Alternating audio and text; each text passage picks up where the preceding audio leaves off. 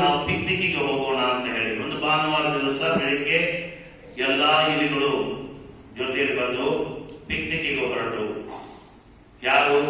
Daddy ಇಲಿ, mummy ಇಲಿ, ಅಜ್ಜಿ ಇಲಿ, ತಾತ ಇಲಿ, ಅಂಕಲ್ ಇಲಿ, ಆಂಟಿ ಇಲಿ, ಅಣ್ಣ ಇಲಿ, ತಂಗಿ ಇಲಿ, ಅಕ್ಕ ಮತ್ತು ತಮ್ಮ ಎಲ್ಲರೂ ಸೇರಿ ಸುಮಾರು 40-50 ಇಲಿಗಳು ಜೊತೆಯಲ್ಲಿ ಹೊರಟು ಪಿಕ್ನಿಕ್ಗೆ.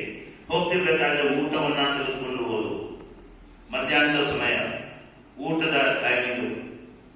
ಎಲ್ಲ ಇಲಿಗಳು ಒಂದು ದೊಡ್ಡ ಪೊದೆಯನ್ನ ನೋಡಿ ಪೊದೆಯ ಒಳಗೆ ಹೋದು. ತಮ್ಮ ಟಿಫಿನ್ ಅನ್ನ ಓಪನ್ ಮಾಡಿ ಊಟ ಮಾಡ್ತಿರ್ಬೇಕಾದ್ರೆ ಡ್ಯಾಡಿ ಇಲಿಯು ಹೊರಗೆ ನೋಡ್ತು.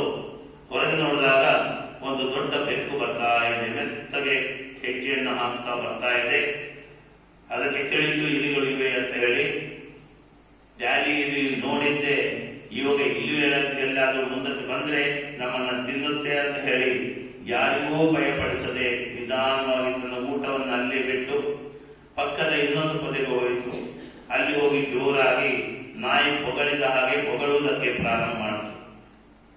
ನಾಯಿಯ ಹೊಗಳನ್ನ ಕೇಳಿದ್ದೆ, ಬೆಕ್ಕಿಯನ್ನು ಅಲ್ಲಿ ಉಳಿದ್ದೆ, ಇಲ್ಲಿ ನಾಯಿ ಇದೆ, ನನ್ನನ್ನು ಹಿಡಿದ್ದೆ ಅಂತ ಹೇಳಿ ತನ್ನ ಪ್ರಾಣವನ್ನು ಉಳಿಸುವುದಕ್ಕೋಸ್ಕರ ಅಲ್ಲಿಂದ ಓಡಿ ಹೋಯಿತು. ಬೆಕ್ಕು ಓಡಿ ಹೋಗಿದ್ದೆ. ಡ್ಯಾಡಿ ಹಿಂದಕ್ಕೆ ಬಂದು ಉಳಿದವರಿಗೆ ತಿಳಿಸಿದ್ದು, ಇದು ಸರಿಯಲ್ಲ, ಸ್ಥಳ ಚೆನ್ನಾಗಿಲ್ಲ, ಇಲ್ಲಿ ನಮ್ಮ ಜೀವಕ್ಕೆ ಅಪಾಯ ಇದೆ, ಇಲ್ಲಿಂದ ಹೊರಡೋಣ, ಮುಂದಕ್ಕೆ ಹೋಗಿ ಊಟ ಮಾಡೋಣ, ಟಿಫಿನ್ ಅನ್ನ ಕಟ್ಕೊಳ್ಳಿ ಅಂತ ಹೇಳಿ ಎಲ್ಲರೂ ಕೂಡ ಹೊರಟರು ಮುಂದಕ್ಕೆ. ಹೀಗೆ ರಸ್ತೆಯಲ್ಲಿ ಹೋಗ್ತಿರ್ಬೇಕಾದ್ರೆ ಡ್ಯಾಡಿ ಇಲ್ಲಿಯೂ ಉಳಿದವರಿಗೆ ತಿಳಿಸಿತು ಏನಾಗಿತ್ತು ಅಂತ ಹೇಳಿ. ನೋಡಿ, ನೀವು ಊಟದಲ್ಲಿ ಮಗ್ನರಾಗಿದ್ದೀರಿ, ನಾನಾದರೂ ಆ ಬೆಕ್ಕನ್ನ ನೋಡಿದೆ, ಬೆಕ್ಕನ್ನ ನೋಡಿದ್ದೆ ನಾನು ಪೊದೆಗೆ ಹೋಗಿ ನಾಯಿಯಂತೆ ಹೊಗಳಿದೆ, ನನ್ನ ಹೊಗಳುವುದನ್ನ ಕೇಳಿ ನಾಯಿದೆ ಅಂತ ಹೇಳಿ ಹೇಗೆ ಆ ಬೆಕ್ಕು ಓಡಿ ಹೋಯಿತು, ನಿಮ್ಮ ಜೀವವನ್ನು ಉಳಿಸಿದೆ ಅಂತ ಹೇಳಿದ ಮೇಲೆ ಡ್ಯಾಡಿ ಇಲ್ಲಿ ಹೇಳಿತು, ಇದರಿಂದ ಏನು ಪಾಠವನ್ನ ಕಲ್ತೀರಿ? ಒಂದು ಇಲಿ ಅಂದಿದ್ದು, ಡ್ಯಾಡಿ ನಾನು ಕಲ್ತಿರೋ ಪಾಠ ಇಷ್ಟೇ, ನಾವು ಇಲಿಗಳು ಪಿಕ್ನಿಕ್ಗೆ ಹೋಗೋಕ್ಕೇನೆ ಕೂಡುದು, ಇದು ನಮಗೆ ಸಂಬಂಧಪಟ್ಟಿದ್ದಲ್ಲ, ಇದು ಜನರಿಗೆ ಸಂಬಂಧಪಟ್ಟಿದ್ದು. ಅದಕ್ಕೆ ಡ್ಯಾಡಿ ಅಂದಿತ್ತು, ಅದು ಸರಿಯಲ್ಲ, ಅದು ಒಳ್ಳೆಯ ಪಾಠ ಅಲ್ಲ. ಇನ್ನೊಂದು ಇಲ್ಲಿ ಅಂದಿತ್ತು, ಡ್ಯಾಡಿ ನಾವು ಪಿಕ್ನಿಕ್ಗೆ ಹೋಗಬಹುದು, ಆದ್ರೆ ಊಟಕ್ಕೆ ಕುಳಿತುಕೊಳ್ಳುವುದಕ್ಕೆ ಕೂಡುದು, ಊಟವನ್ನ ತೆಗೆದುಕೊಂಡು ಹೋಗುವುದಕ್ಕೆ ಕೂಡುದು. ಊಟ ಇಲ್ಲದಂತ ಪಿಕ್ನಿಕ್ ಏನು?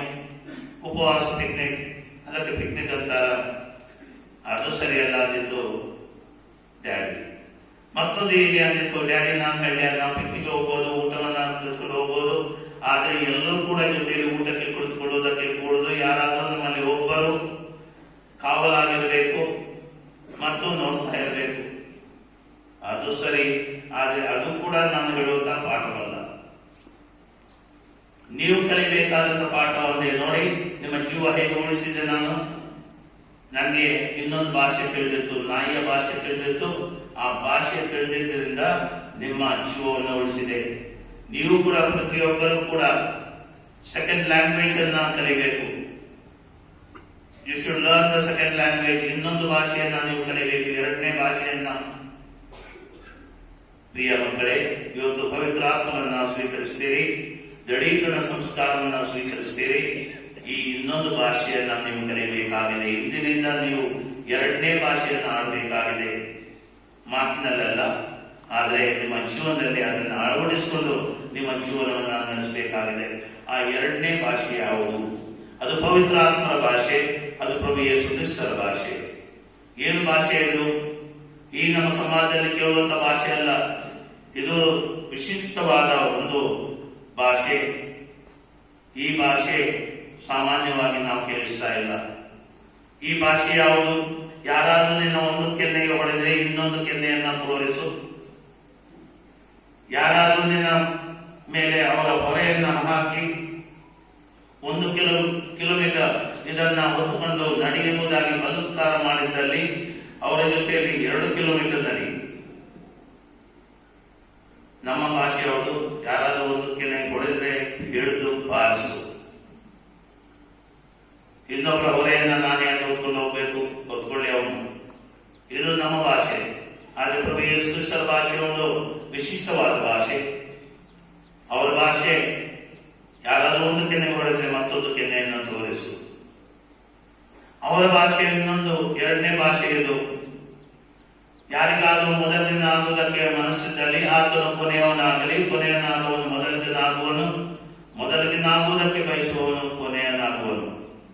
ಇದು ಪ್ರಭು ಯೇಸು ಕ್ರಿಸ್ತರ ಭಾಷೆ. ಇದು ಎರಡನೇ ಭಾಷೆ. ಯಾರು ತನ್ನನ್ನೇ ತಾನು ಉಬ್ಬಿಸಿಕೊಳ್ತಾನೆ ಆತನು ತಗ್ಗಿಕೊಳ್ಳುವನು, ಯಾರು ತಗ್ಗಿನಲ್ಲಿದ್ದಾನೆ ಆತನು ಶ್ರೇಷ್ಠನಾಗುವನು. ಯಾರಿಗಾದರೂ ಶ್ರೇಷ್ಠನಾಗುವುದಕ್ಕೆ ಮನಸ್ಸಿದ್ದಲ್ಲಿ ಆತನು ಕನಿಷ್ಠನಾಗಲಿ, ಕನಿಷ್ಠನಾದವನು ಶ್ರೇಷ್ಠನಾಗುವನು, ಶ್ರೇಷ್ಠನಾಗುವುದಕ್ಕೆ ಬಯಸುವವನು ಕನಿಷ್ಠನಾಗುವನು. ಇದು ಪ್ರಭು ಯೇಸು ಕ್ರಿಸ್ತರ ಭಾಷೆ. ಇದು ಸಾಮಾನ್ಯ ಭಾಷೆ ಅಲ್ಲ, ಇದು ಎರಡನೇ ಭಾಷೆ. ಇದು ಸೆಕೆಂಡ್ ಲ್ಯಾಂಗ್ವೇಜ್. ಇದು ಒಂದು ಗೋಧಿ ಕಾಳು ನೆಲದ ಮೇಲೆ ಬಿದ್ದು ಸಾಯದ ಹೊರತು ಅದು ಒಂಟಿಯಾಗಿ ಉಳಿಯುವುದು. ಒಂದು ವೇಳೆ ಅದು ಸತ್ತಲ್ಲಿ ಅದು ಹೆಮ್ಮರವಾಗಿ ಬೆಳೆದು ಯಥೇಚ್ಛವಾಗಿ ಫಲ ನೀಡುವುದು. ಅದಕ್ಕಾಗಿ ಯಥೇಚ್ಛವಾಗಿ ಫಲ ನೀಡಬೇಕು, ಬದುಕಿ ಉಳಿಬೇಕು ಎಂಬುದಾಗಿ ಆಸೆ ಪಡುವಂತವರು ಸಾಯುವುದನ್ನು ಕಲಿಯಿರಿ. ಇದು ಸಾಮಾನ್ಯ ಭಾಷೆ ಅಲ್ಲ, ಇದು ಸೆಕೆಂಡ್ ಲ್ಯಾಂಗ್ವೇಜ್.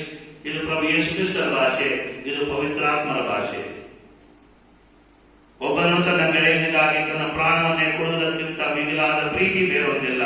ಪ್ರೀತಿಸ್ತೀ ಎಂಬುದಾಗಿ ತಿಳಿಸ್ತೀಯ, ಹಾಗಾದ್ರೆ ಆ ಪ್ರೀತಿಸಿದಂತ ವ್ಯಕ್ತಿಯಾಗಿ ನಿನ್ನ ಜೀವವನ್ನು ಕೊಡುವುದಕ್ಕೆ ಸಿದ್ಧವಾಗಿರು. ಇದು ಸಾಮಾನ್ಯ ಭಾಷೆ ಅಲ್ಲ, ಇದು ಪ್ರಭು ಯೇಸು ಕ್ರಿಸ್ತರ ಭಾಷೆ. ಇದು ಸೆಕೆಂಡ್ ಲ್ಯಾಂಗ್ವೇಜ್. ಇದು ಪವಿತ್ರಾತ್ಮರ ಭಾಷೆ. ಪ್ರಿಯ ಮಕ್ಕಳೇ, ಇಂದು ನೀವು ಈ ಭಾಷೆಯನ್ನ ಕಲಿಯಬೇಕಾಗಿದೆ. ಪ್ರಭು ಯೇಸು ಕ್ರಿಸ್ತರ ಭಾಷೆಯನ್ನ, ಆ ಪವಿತ್ರಾತ್ಮರ ಭಾಷೆಯನ್ನ ಕಲಿತಂತವರು ನೀವು ಆಡುವುದಕ್ಕೆ ಮಾತ್ರವಲ್ಲ, ಈ ಭಾಷೆಯನ್ನು ಸ್ಪಷ್ಟವಾಗಿ ಅರ್ಥ ಮಾಡಿಕೊಂಡು ನಿಮ್ಮ ಜೀವನದಲ್ಲಿ ಅಳವಡಿಸಿಕೊಂಡು ಬಾಳುವುದನ್ನ ಕಲಿಯಬೇಕಾಗಿದೆ. ಇಂಥ ವಿಶೇಷವಾದ ವರವನ್ನು ಅದೇ ಪವಿತ್ರಾತ್ಮರು ನಿಮಗೆ ನೀಡಲಿ ಎಂಬುದಾಗಿ ನಾವು ನಿಮಗೋಸ್ಕರ ಪ್ರಾರ್ಥಿಸುತ್ತೇವೆ.